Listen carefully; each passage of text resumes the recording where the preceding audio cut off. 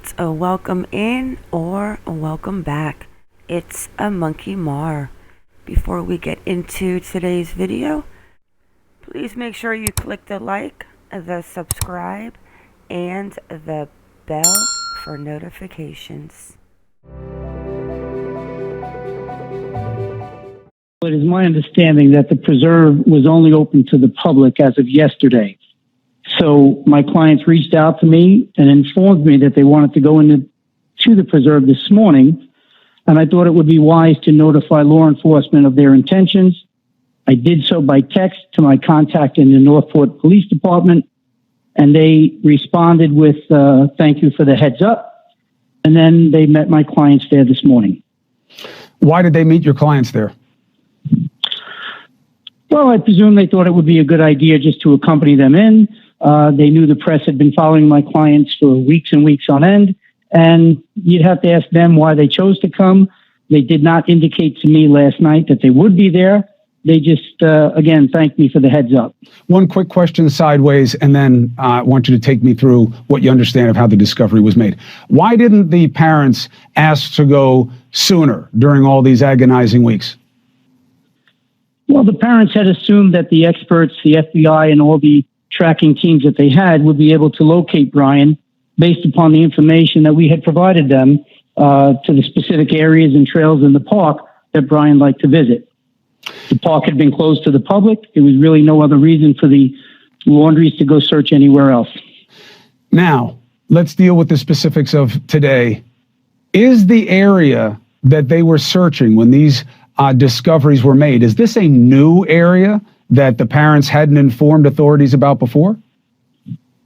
No, not at all. Indeed, this is the very area of the park that we initially informed law enforcement on, I believe it was September 17th, that Brian would be most likely in the preserve in this particular area. As I know it, near the bridge. I think it's the bridge that might connect the Myakkahatchee Environmental Park with the Carlton Reserve.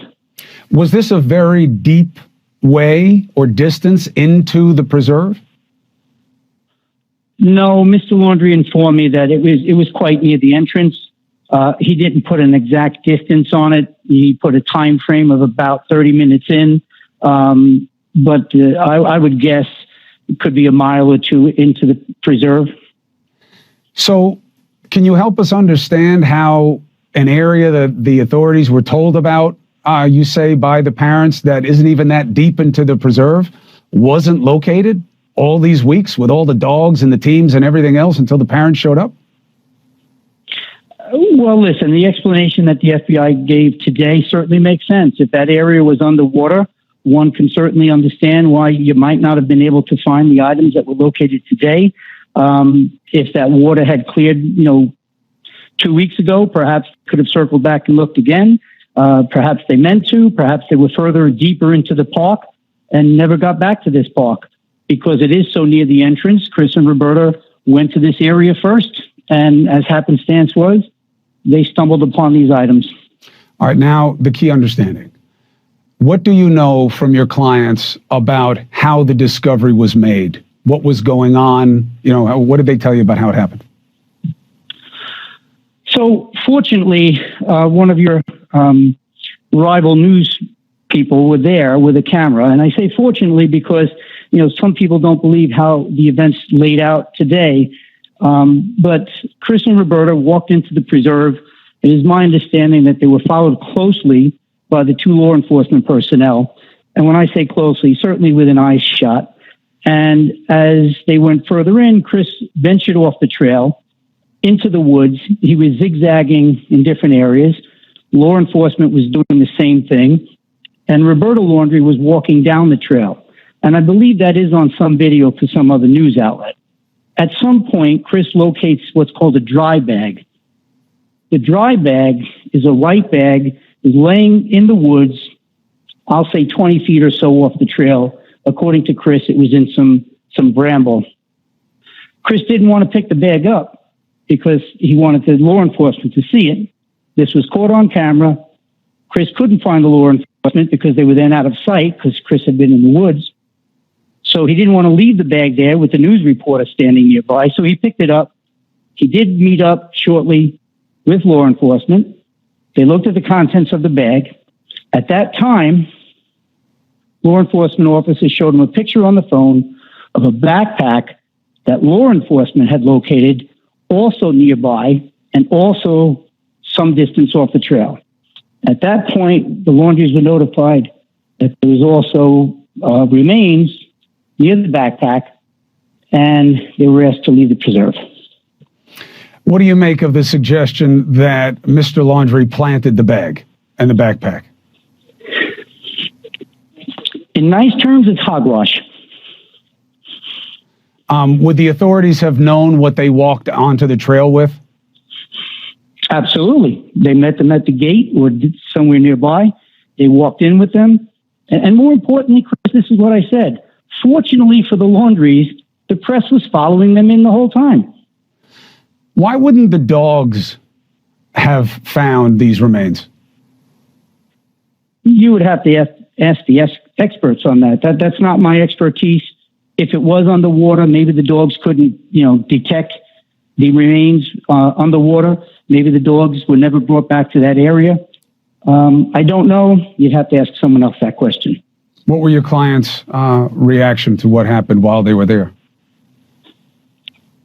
That also was caught on video, and, it's quite sad. You can imagine as a parent finding your son's belongings alongside some of the remains, and that's got to be heartbreaking, and I can tell you that they are heartbroken.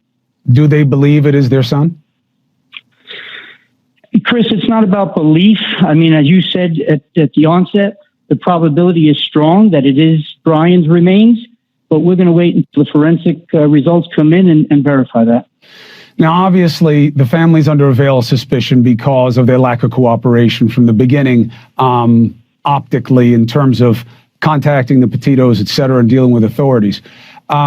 The police gave the impression that the family delayed notifying them about Brian Laundrie's disappearance. Well, you said that they gave the impression. They've come out right and said it, and certain members of the Northport Police Department have said it more than once. And as I've discussed with you once before, let the record be clear. The Laundries reported Brian did not come home the night he went out for the hike. I actually reported that to the FBI personally. On Friday, the 17th, the FBI called me. We didn't call them. They called me and said, we have a tip that Brian was seen in Tampa, and we want to see if he's in the house. After some back and forth, we agreed on a time. At 6:15, Friday the 17th, the FBI was going to come to the house.